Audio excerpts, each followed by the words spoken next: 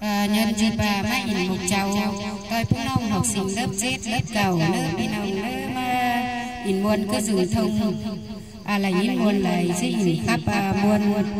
lớp đi nông cần phăng xuống khỏi khắp khắp pin khót bầu khót đầu đồng cứ cấu hết là lên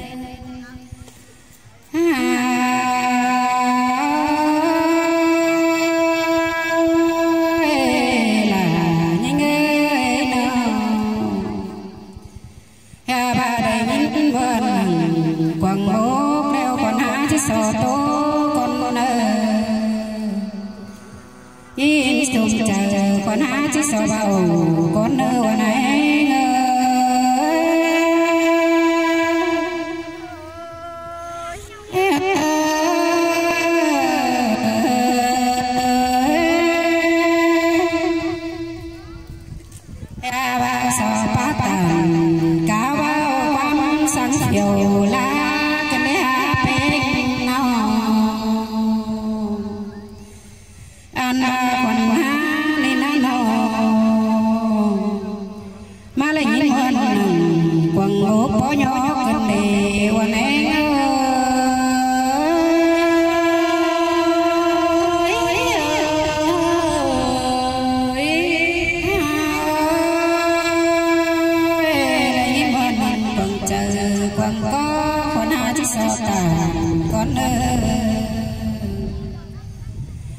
ba chứ sò phát khác nghe quá quan bầm buồn con có những là sơi sương cơn đê ba quần há nên nó đầy luân tàu phải biết là những muôn hết chờ cơn đê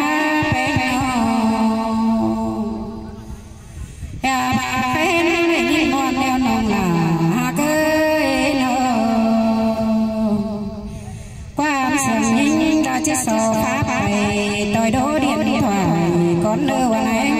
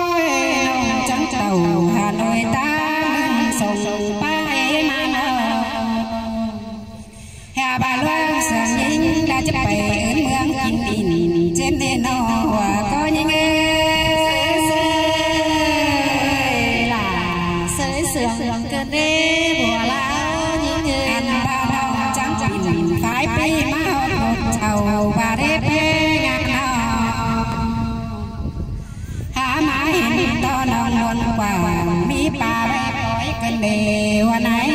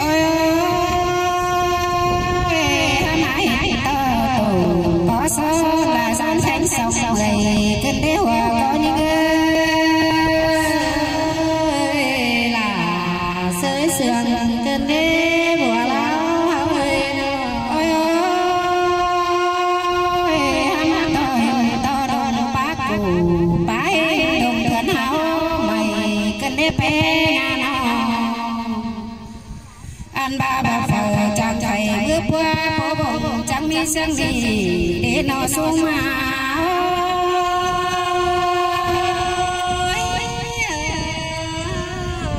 ôi chứ em không ngố bà chàng cho nào kén má bồng tè qua phê ngà nào cô ngào lúa phút điện cánh khứ phà nan man chẳng hề tiền phá có cảm khẩn ma mau quá hả lớn gì tè lối anh